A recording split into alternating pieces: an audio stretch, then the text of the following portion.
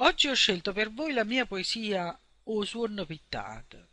In realtà questa poesia è scaturita da un sogno che feci, ma prima di questo sogno ricordo che avevo spesso davanti agli occhi un paesaggio marino che probabilmente avevo visto in qualche foto, ma non ricordavo di preciso.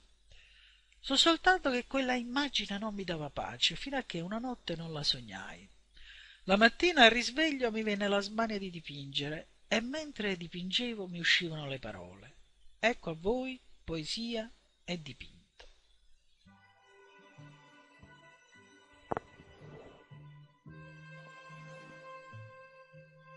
Non so se è comparsa per magia, se insonno qualche volta ci sono stata, o se tenendo a mente una fotografia, certa è stupizza sull'aggi più scordata.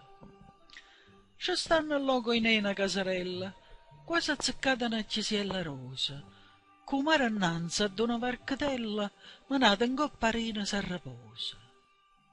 Poi una mattina, quando mi sciataia, stonata ancora di questa fantasia, un fatto strano, sì, mi capitaia, venette a stivennire la frenesia.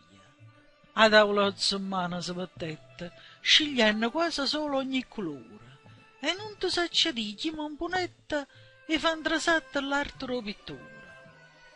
Ah, tela steva tesa che è felice, tutta pittata mo che era vestuta, ma poi volette pure una cornice, come collana all'opera fernuta.